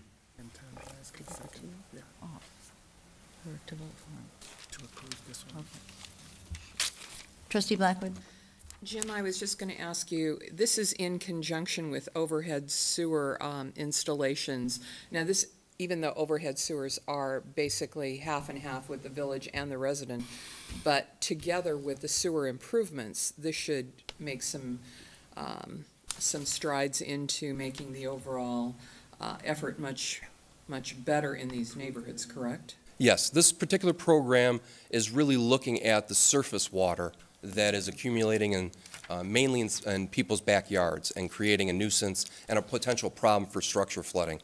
So it's in conjunction with everything else that we're doing, including the overhead sewer program. It's kind of a four-faceted approach with the overhead sewer program, the stormwater study that we're doing, the combined sewer study that we're undergoing, and then this program, kind of taking everything into account and trying to put in the most improvements we can. Thank you. Any other questions on the neighborhood storm sewer? We need a motion. We got a motion. We have a motion and a second. Roll call. Trustee Hayes? Yes. Trustee Glasgow? Yes. Trustee Rosenberg? Yes. Trustee Sidor? Yes. Trustee Blackwood? Yes. Trustee Breyer? Yes. Trustee Farwell? Yes. President Mulder? Yes. Now we have Discover Arlington Visitors Guide. Who wishes to? Trustee Sidor. Thank you, Madam Mayor. I had a few concerns over, not really concerns, but I attended the meeting that the Economic Alliance put on, where the research group who did our downtown shopping study put on last Thursday, and sat next to a few of the people from the Economic Alliance. And we're going to use this data, from what I understand, to help shape our marketing efforts moving forward. The concern I have with this is the printed version of everything that's in Arlington Heights, and I don't know how many pages it is. I haven't seen a draft of it yet. I've seen the older version. My concern with printing 65,000 pieces, is that correct, Charles? Yes, that's correct. Yeah. Is that, I know that there's, I'm just going to talk off the top of my head, I'm concerned about a little bit of a redundancy. Because the Convention Bureau has a guide, and for the last couple of years, they've kind of skewed it, added more of Arlington Heights to that guide. The Chamber has a guide as well. The other concern that I have is that because of the fluidness of our village and how things change so often, with 65,000 copies, that would last about how long, Charles?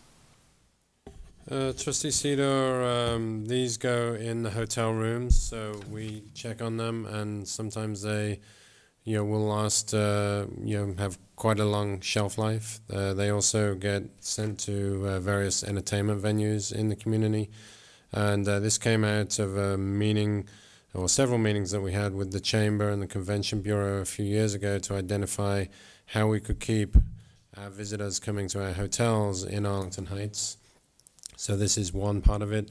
The other part is we've done hotel concierge tours with the hotel operators to have their front desk staff direct their customers to Arlington Heights businesses, as opposed to, for example, Schaumburg, which is heavily weighted in the Convention Bureau booklet. So that's the main purpose of this particular printed piece. Excuse me. Mr. Dixon? And to answer the question, in terms of dates, so we first did this in 2008. We reprinted in 2010. It's now 2013, obviously. So it's been lasting 2 to 3 years per printing. I think that's my biggest concern, is because, you know, things are, it becomes obsolete in a short period of time as things, you know, change and shift in our village as far as dining restaurants and entertainment venues. So my concern is to print 65,000 pieces where maybe we should only print a year's worth and maybe reprint more often. I guess the bottom line for me is I was hoping that we might be able to defer this with further discussion and just further digging into the research data that was presented just this last Thursday with the Economic, with the Economic Alliance, to see if there might be perhaps a better way to spend the $19,000 or reduce the amount of printing, really take an analysis of it, as well as, you know, how effective this piece has been. Do we have any measurement tools to tell us how effective this piece is?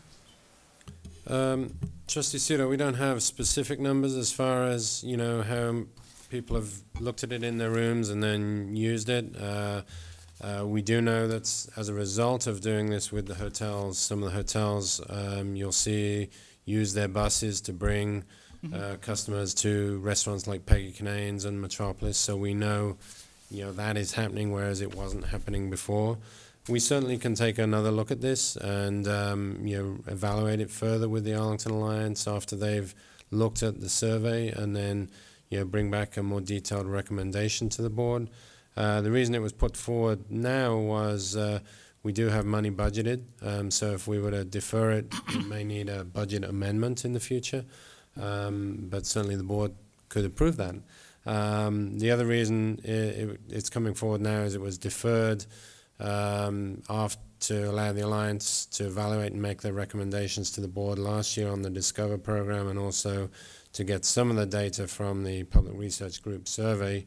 Admittedly, the Alliance has not had a chance to evaluate that data yet.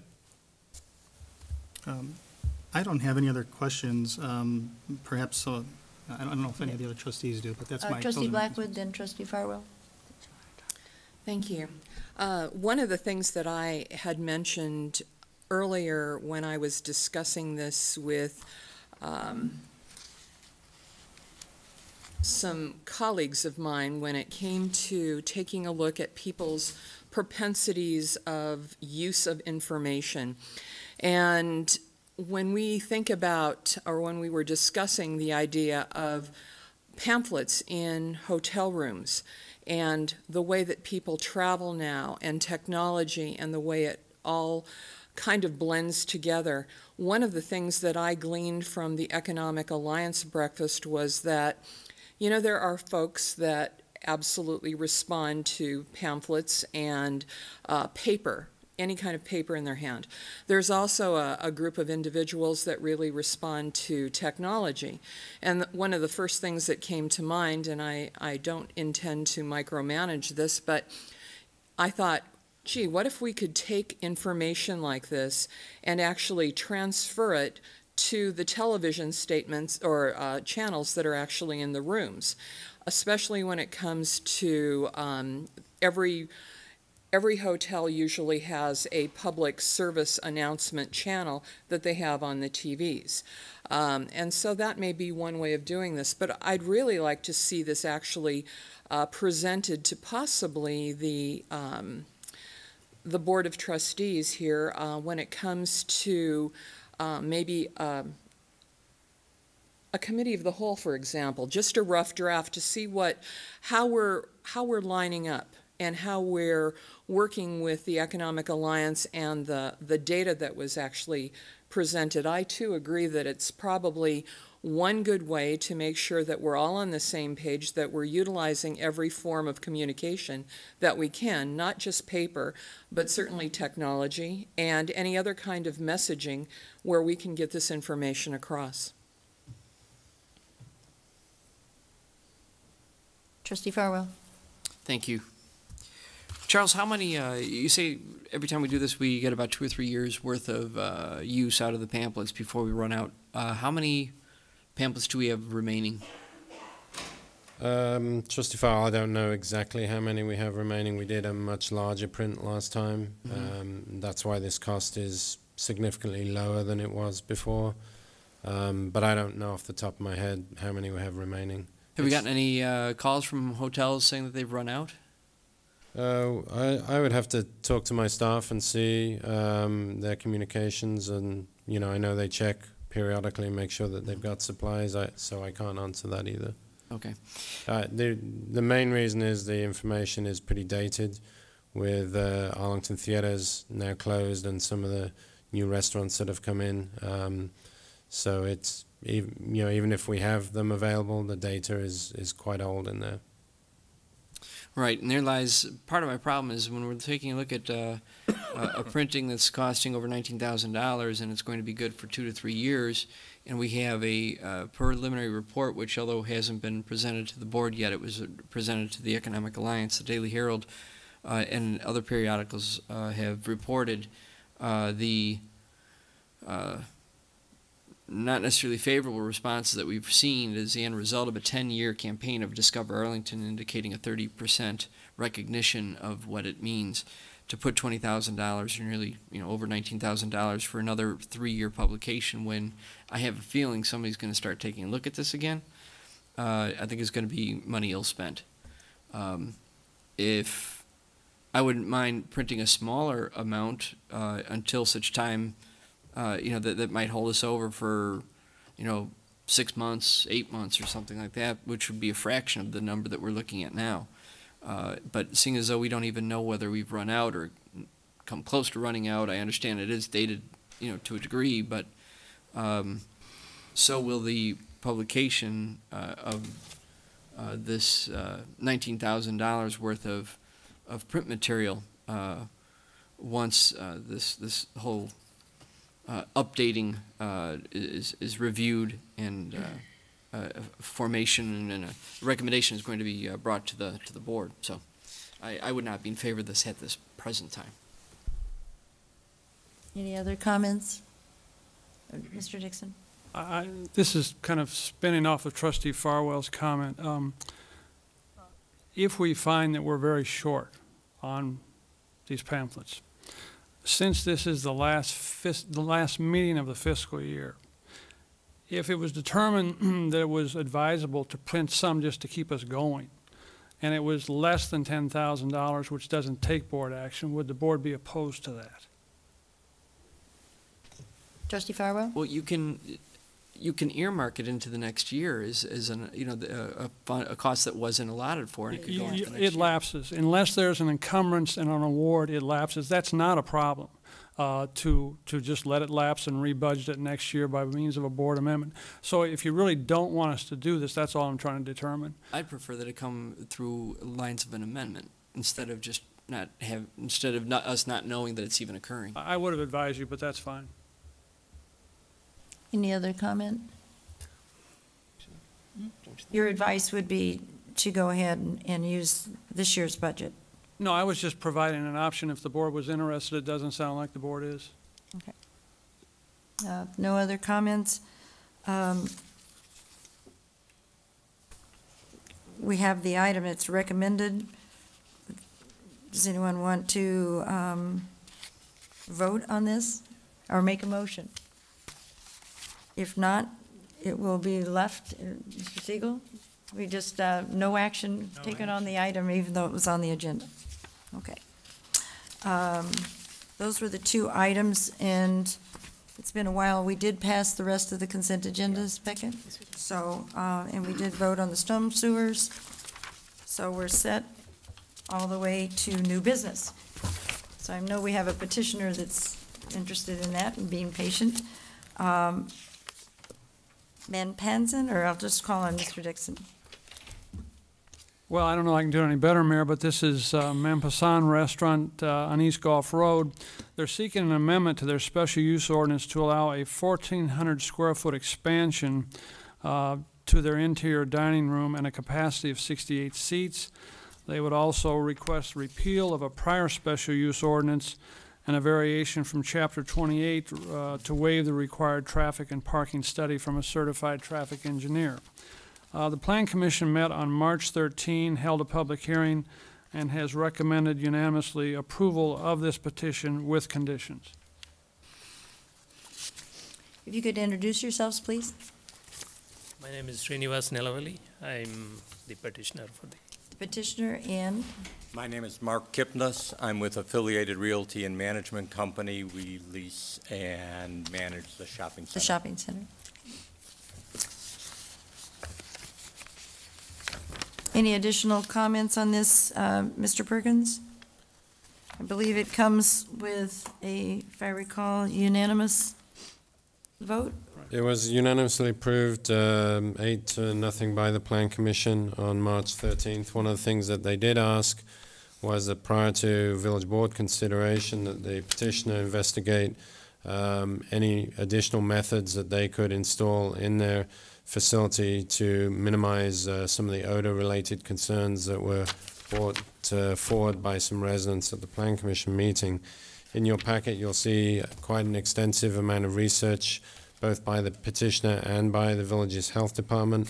And the health department has concurred that, odor complaints are difficult to enforce. There have been 2 instances where the village has taken a restaurant to court, and both situations have been rejected by the courts due to the fact that the properties are generally zoned commercially, and in most instances the restaurants have good equipment. In this particular situation, the restaurant has been inspected and they did install a new hood in 2011, but we still have had some complaints from residents to the east about odors at the Plan Commission meeting. The petitioner submitted some details that it would cost between $50,000 to $70,000 to install additional equipment in their kitchen to try to mitigate any potential odors, and even with that, there's no guarantees that that would in fact mitigate odors. So that's just a summary. I know James McAllister, Director of the Health and Building Department, is here, who can answer any more specific questions on that. Well, I want to just confirm, is this the same restaurant that we had lengthy discussion on a few years back? This was approved in 2000 or 2001, and then I believe in 2006 there were some complaints that went to court on this particular restaurant that were rejected. In this particular request, they're looking to expand into the space next to them to provide additional seating. So that's the request that's before you. Well, you're not expanding the kitchen, though. no, kitchen rooms. Well, I think one of the big things, my memory serves me, was that you were to keep your door closed, because you would open the door because it got hot in the kitchen area, which was a relief for the cooks, but it lets out even additional odor to the neighbors who were getting complaints from, if it's the same restaurant. I remember that was one of the problems. So are you neglecting to close your door, keep your door closed, or are you leaving it open? I'm not sure. I don't think the door has anything to do with the odor smell, because the exhaust pulls all the air around it and it takes the fresh air from the door to put it out from the exhaust. So opening door would not let any odor come out more than the way the exhaust is putting it out. So. Mr. McAllister, did any of our complaints have something to do with seeing the door open or closed? It would be interesting to find out. Maybe our inspectors can tell the difference. Yeah, not that I'm aware of, Mayor. It's all been ventilation going up to the ventilation system. But if the door is open, the odor is obviously in the room, too. Yes, but in this situation, it's the odors that are going through the ventilation system, and it's the houses off behind the strip center. Yeah, it's just there's an alley that separates the homes from the business. Correct. Mr. Dixon? Mr. McAllister, have your inspectors reported problems with the door being open? Not to my knowledge, Mr. Dixon. Okay. Questions? Trustee Rosenberg?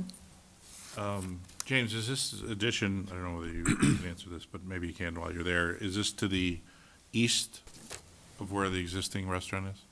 The space, is it, Mr. Gipnis? It's Yes. the residents on, I'm sorry, it's our neighbors in Mount Prospect to the east of us on that cul-de-sac. I'm forgetting the name of the drive, and I've been there maybe 30 times in the last 40 days to test, and I'm going So blank. it's the residents to the east of your end of the shopping center? Right. Right, but the addition that he's proposing to put on, is that taking the space to the east of him or to the Right, west of but him? it's only, his kitchen is not changing at all. No, but I mean, the actual physical space, It's he's to the- adding on more space. Yes. Is that to the east or to the west? And it's to the east, but it should be irrelevant as far I'm as just I know. asking that question. That's- Yes. Okay. Because I know that I remember being here, we talked about that issue with the odors also. I mean, I went by there, I couldn't smell anything, but, that doesn't mean it's just one of those days sometimes where the wind carries depending on which way it goes. I mean, that comes from any restaurant. You get it from a McDonald's or Burger King or anything else too, so. Thank you for going. The Plan Commission gave me comfort that one or more of you would go, because I will tell you, I was sort of blindsided by the testimony at the Plan Commission, and since their March 13th meeting, I think I've missed one day where I haven't been there, either a morning, an afternoon, or an evening, and I've never smelled anything. Personally, I know it's possible, and I'm sure that on occasion, with the right amount of weather and winds, it is possible, because on rare occasions, when I'm over there, I've been able to smell the McDonald's, which is like 2 blocks to our west. So I have no doubt that on occasion, but the testimony threw me for a loop with the vigor of it and the pervasiveness that was complained of, because I have no evidence of it. Anything else? James, is there any other mechanism that you are aware of that would mitigate these kind of odors without the kind of cost that's associated that we've seen presented to us? The cost that he mentioned is correct. There are charcoal filters and things of that nature, but they have other issues related to them, such as catching grease getting caught in the charcoal filters and having to change them regularly. But the price that they're speaking of is about right. But there's no other technology that you're aware of that could resolve any of these potential odors that could be put in place without the cost? Not without the cost. Mr. Kip? One smaller item, the existing new hood system that Mr. Nelavelli put in 2011, the manufacturer's specs call for the grease filters in there being rotated and taken out and professionally cleaned every 3 or 4 weeks. He is now doing that every 2 weeks to try and remove as much grease as possible to help eliminate odors and contaminants. Okay, thank you. Other questions or comments? There's other restaurants as well in this strip, is there not? There is. Right adjacent to us is the Thai Little Home restaurant. Excellent. I And think I've been there. Do we have No. We have no motion. I know this comes to us with unanimous decision, if I read correctly, from the Plan Commission. All were in favor and supportive of the addition. Here. Trustee Farwell? Excuse me, just one question. First of all, are you agreeable to the 4 conditions set forth in the Plan Commission minutes? yes, Okay, great. I would move approval of 12A for the expansion as written, and I would wish you the best of luck. Second. Motion by Trustee Farwell, seconded by Trustee Rosenberg. Any other comments? Roll call. Trustee Farwell? Yes. Trustee Rosenberg? Yes. Trustee Sidor? Yes. Trustee Blackwood? Yes. Trustee Breyer? Yes. Trustee Glasgow? Yes. Trustee Hayes? Yes. President Mulder? Yes. Motion carries. Good luck. thank you very much. We now move to item B under new business. And we have MedSpring Urgent Care. If the petitioner would please come forward and identify yourself. My name is David Speccarelli with MedSpring Immediate Care, Urgent Care. Is Greg Farwell here? He is not. He's our construction manager. Okay. All right. Mr. Dixon? Mayor, this is a request for sign variations, plural. They're listed on the agenda. A meeting was held by the Design Commission on March 12 to consider this matter. The Design Commission, after deliberations, unanimously recommended approval to the board. Trustee Glasgow? Mayor Mulder, this seems like a fairly straightforward petition. I've read through the materials, I've visited the site. I think the Design Commission got it right. I would move approval. Second. Motion by Trustee Glasgow, seconded by Trustee Breyer. Trustee Hayes? No, for clarification, the signs on the awnings will remain? Correct. So you'll have a number of different signs. You think you need all of those, the signs on the awnings plus the new signs in order to overcome your hardship? Yes. Okay. Any other comments from anyone? Trustee Rosenberg? Just curious as to exactly what the service that you offer for immediate care, what does it cover, just for edification?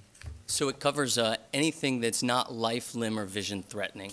So a walk-in clinic to see a physician. So we have a physician on site 9 to 9. Some of the things that we do are the simple things as in a cough, upper respiratory. We can do laceration repair, stitches. We can do, we have an x-ray, a digital x-ray on site, and can do splinting and different things like that. And we, for flu vaccinations as well. Okay. And you take insurance too? We do. We take all commercial insurance, and we take Medicare as well, and we have a self-pay option that a lot of people utilize as well. Thank you. Trustee Farwell? Usually when it comes to sign variations, I take a look at these and I very scrupulously and go through the hardship with the various elements with the petitioner. I concur with Trustee Glasgow in reading it. It's an exhaustive presentation.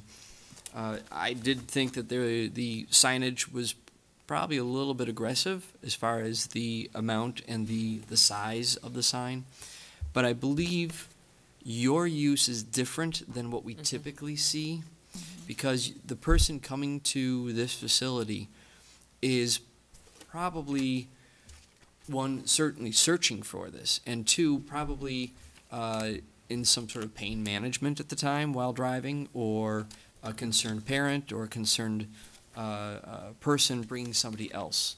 So I would say while most of us would be driving with 100% of the attention on the road and the traffic around us, even though we might be looking for something, your use is a little bit different.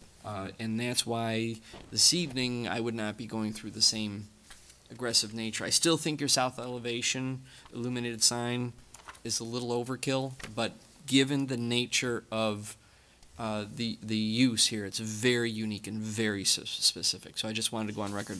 Although I'll be voting in favor of it, I thought it was a little large, but in order to preserve the same degree of scrutiny we usually give others, I wanted to explain my position on this. Thank you, Trustee.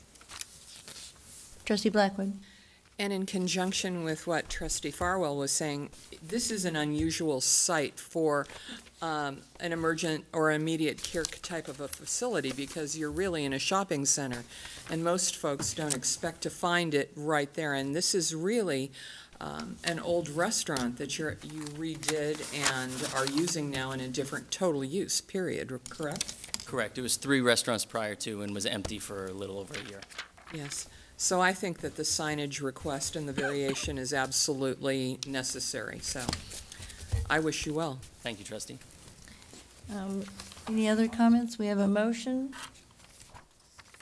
and a second. No other comments? Anyone in the audience? Seeing none, roll call.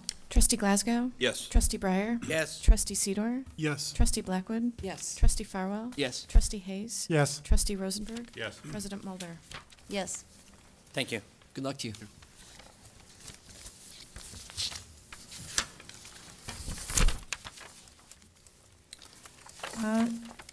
Nothing from legal tonight? We're on taking a break. Petitions and communications. I have one. I want to commend Mr. Dixon and his staff, specifically Drew Sabatello, the village forester, in receiving an award. It's called Tree City USA Growth Award, which will be presented to the village on an appropriate day, April 26th, at the village's Arbor Day celebration.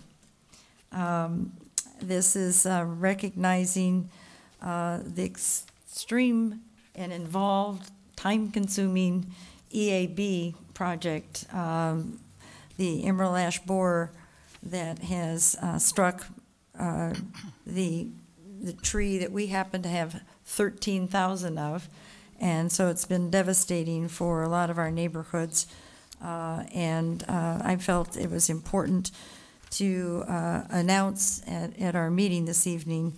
We don't need to take any action, but just commend our forestry department for their great work and how thoroughly they have investigated the EAB emerald ash borer, devastating to our treescape, and came across from the East Coast, and with the amount of trees that were planted in the 60s and 70s when we had large 200 home developers, we had a significant impact. I see a hand down there. This is for another item, Mayor. Oh, a different item. Yes, ma'am. Absolutely. Thank you, Madam Mayor. I might be the last one that says that. Make sure you get that, Becky. That was the last one. No, I'm going to talk some more. Oh, okay. Well, thank you anyway. I'm fortunate enough to sit on, for this year, the scholarship committee for an association called Ups for Downs, which is a group, a parent group for children with Down syndromes. And they're having the Ups for Downs Theater Company is presenting Fiddler on the Roof, and the performance features actors with and without Down syndromes, their friends and their peers. Those two performances will be this Friday, April 19th at 7 p.m. and this Saturday, April 20th at 7 p.m.